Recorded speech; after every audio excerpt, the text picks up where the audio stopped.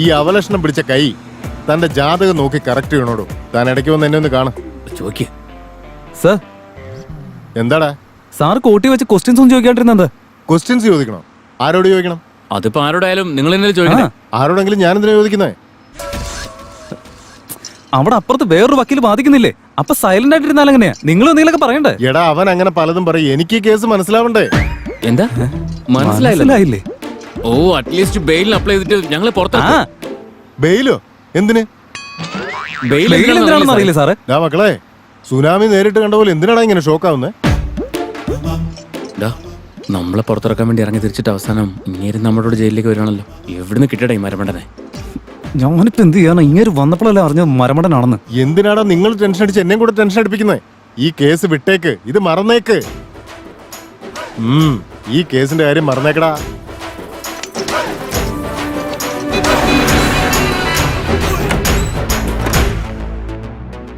അങ്കിളിനെ പറ്റി എന്തൊക്കെ ഞാൻ വിചാരിച്ചതാ. നിങ്ങളെ ആ റോൾ മോഡലായിട്ട് ഞാൻ കണ്ടത്. പക്ഷെ കോർട്ടിലെ പെർഫോമൻസ് കണ്ട് എനിക്ക് മനസ്സിലാവുന്നില്ലായിരുന്നു. റോൾ മോഡലോ? എന്റെ പെർമിഷൻ ഇല്ലാതെ നീ എന്തിനാ എന്നെ റോൾ മോഡലാക്കിയത്? മോളെ കീർത്തി, ലോ പഠിച്ചാ വക്കീലാവും. എന്നെ ഫോളോ ചെയ്താ നീ ഫൂൾ ആവും. ആദ്യം നീ ഇങ്ങോട്ട് ഇരിക്കുമോളെ, ഇരിക്കുമോളെ. അവരെ രണ്ടുപേരും റിലീസ് ചെയ്യാൻ വേണ്ടിയാണ് നിങ്ങളെ വിളിപ്പിച്ചത്. എന്നിട്ട് അവസാനം നിങ്ങൾ ജയിലിലായി. Intelligent question. അങ്കിൾ ഇതിനുള്ള മറുപടി പറയും. മോളെ കീർത്തി, കോർട്ടിൽ ഓരോ വക്കീലന്മാരും ഓരോ രീതിയിലാ പെരുമാറുന്നത്. എന്റെ രീതി ഇങ്ങനെയാ. ഞാനും ലോ സ്റ്റുഡന്റ് ആണെന്ന് ഓർമ്മ വേണം. എന്റെ എന്തെങ്കിലും ഹെൽപ്പ് വേണ്ടി വരുമോ? ഒരു കാര്യം ചെയ്യ്, ജഡ്ജ് എപ്പോഴും എനിക്ക് ഫൈൻ അടിച്ചോണ്ടിരിക്കും. നീ ഫൈൻ അടച്ച് എന്നെ അതിൽ നിന്ന് ഊരിയെടുക്ക്. അതാണ് നീ എനിക്ക് ചെയ്യേണ്ട ഹെൽപ്പ്. അതല്ല ഞാൻ പറഞ്ഞു. അത്രയും മതി. അത് മതിയോ? Practice makes everyone's perfect. Okay?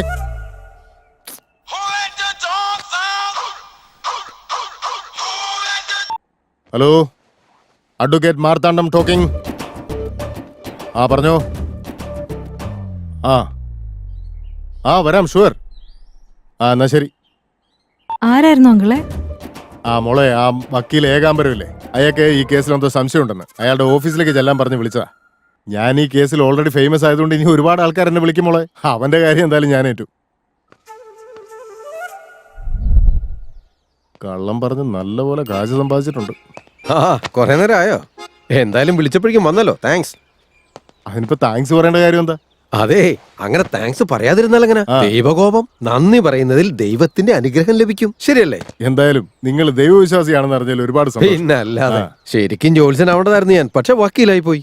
തന്റെ കാര്യോ? ഞാൻ വക്കീലായി കഴിഞ്ഞതിന് ശേഷം ഇപ്പൊ ജോത്സ്യം പ്രാക്ടീസ് ചെയ്യുന്നു. അതെങ്കിലും മര്യാദക്ക് ചെയ്യുന്നുണ്ടോ?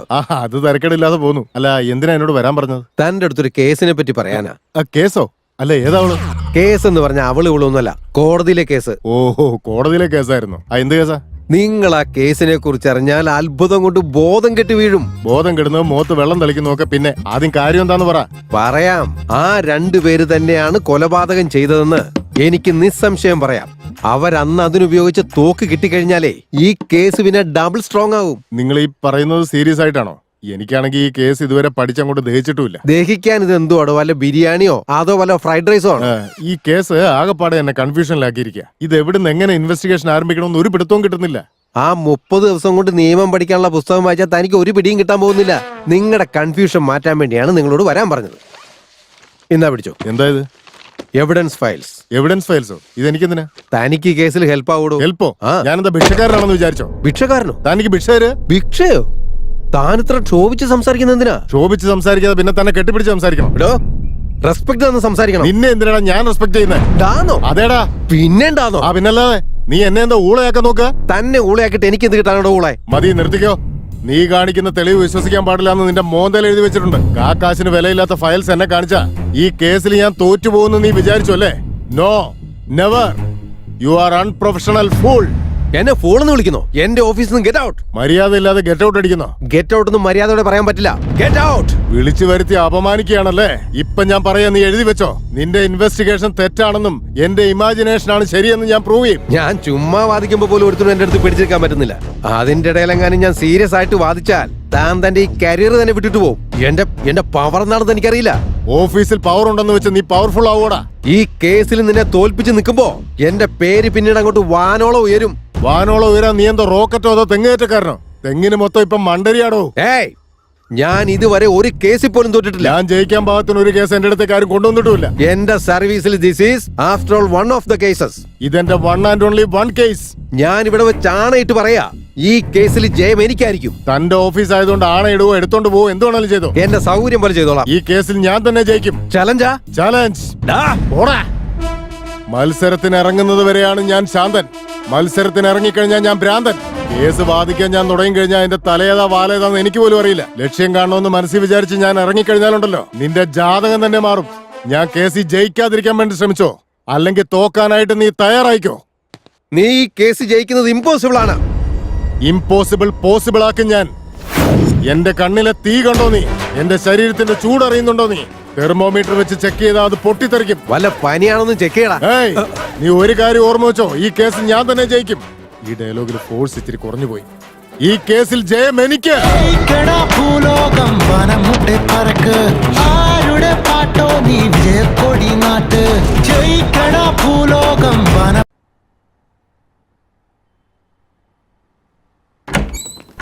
ചേച്ചേ, അവൻ എത്രമാത്രം ധൈര്യോ എന്നെ വിളിച്ചു വരുത്തിയിട്ട് അവമാനിക്കാൻ മാത്രം. എന്ത് പറ്റി അങ്ങളെ? എന്തിനാ ഇങ്ങനെ കിടന്ന് ബഹളം വെക്കുന്നേ? കാര്യം എന്താന്ന് പറ. എന്നെ കൺസൾട്ടിംഗ് പറഞ്ഞ് വിളിച്ചു വരുത്തിയിട്ട് അവൻ ഇൻസൾട്ട് ചെയ്തു. അവന് ഞാൻ ആരാണെന്ന് കാണിച്ചു കൊടുക്കാൻ മോളെ. എന്തിനാ അവിടേക്ക് ചെല്ലാൻ പറഞ്ഞു? എവിഡൻസ് ഫയൽസിന് വേണ്ടി. എവിഡൻസ് ഫയൽസോ? ആ. എന്നിട്ട് എവിടെ? വാങ്ങിച്ചില്ല. പിന്നെ വാങ്ങാതിരുന്ന എന്താ? ആ ശീലം എനിക്കില്ല. എന്ന് പറഞ്ഞ അവൻ എവിഡൻസ് ഫയൽസ് തന്നോടെ ഞാൻ വാങ്ങിക്കണോ?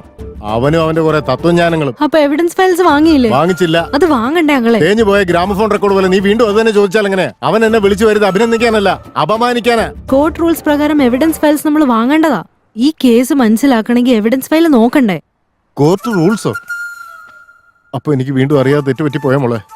അയ്യോ എന്റെ പൊന്നങ്ങളെ, എന്റെ ജാതകം ഞാൻ തന്നെ നോക്കേണ്ട സമയമായി.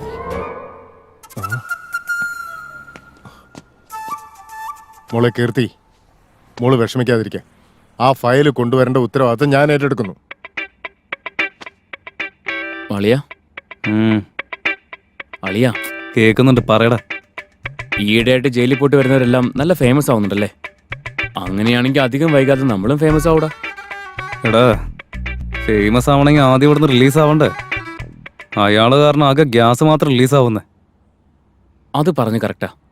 അയാളുടെ കോർട്ടിലെ പെർഫോമൻസ് കണ്ട് ആത്മഹത്യ ചെയ്യാൻ തോന്നി എനിക്ക്. കേരളത്തിൽ പ്രളയം വന്നതുപോലെ അയാൾ നമ്മുടെ ജീവിതത്തിലേക്ക് കയറി വന്നത്. നമ്മളെ രക്ഷിക്കാൻ ബാധിക്കാണോ അതോ നമുക്ക് ജീവപര്യന്തം തരാൻ നോക്കാണോ? ഒരു പിടിയും കിട്ടുന്നില്ലടാ അയാളെ കൊണ്ട്. ഓടേണ്ട ഓടേണ്ട ഓടി തളരേണ്ട. അളിയോ, അയാൾ നമ്മുടെ ഈ കേസിൽ ജയിക്കുമെന്ന് എനിക്ക് ഒരു പ്രതീക്ഷയില്ല. ഫസ്റ്റ് ഡേ മുതൽ നമ്മൾ അയാളെ നെഗറ്റീവായിട്ട് കാണുന്നത് അതൊട്ടും ശരിയല്ലടാ. നമ്മളൊന്ന് പോസിറ്റീവായിട്ട് കണ്ടു നോക്ക്. ഈ കേസ് വാങ്ങിച്ച് നമ്മൾ ഇതിൽ നിന്ന് രക്ഷിച്ച് നമ്മുടെ ജീവിതത്തിൽ വലിയൊരു ഉയരത്തിലേക്ക് എത്തിക്കുന്ന എനിക്ക് തോന്നുന്നത്. നീ വിശ്വസിക്കേ?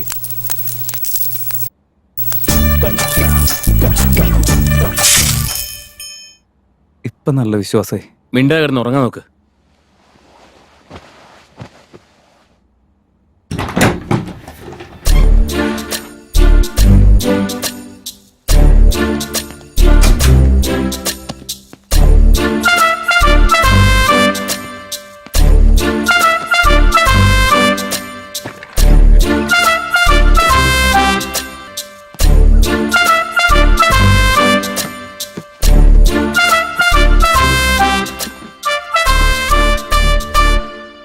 അമ്മേ, അങ്ങനെ അത് കിട്ടിപ്പോയി.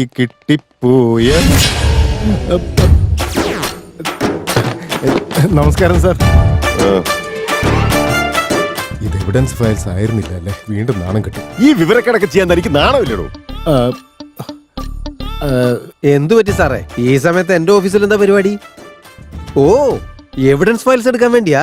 ഇത് സിനിമാ കേസുമായി ബന്ധപ്പെട്ടൊരു ഫയലാ. ഈ തടിയിലൊന്നും ഒരു കാര്യമില്ല. വിവരം വേണ്ടേ?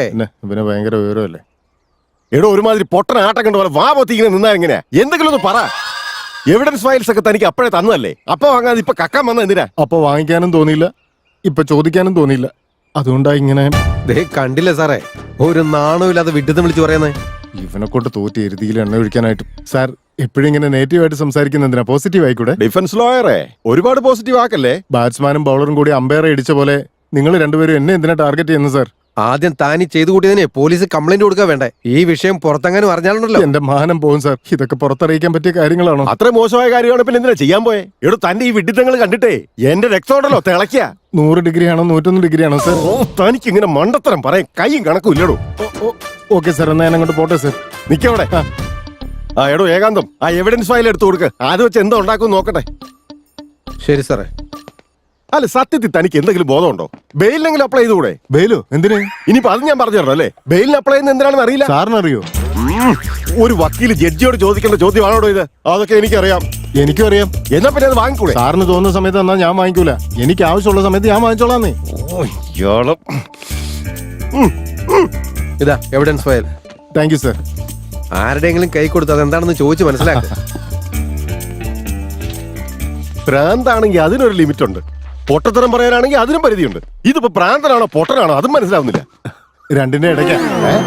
ഒരു വെളിവില്ലാത്തവനാ സാറേ. വെളിവില്ലാത്ത അയാൾക്കാ നമുക്കാ.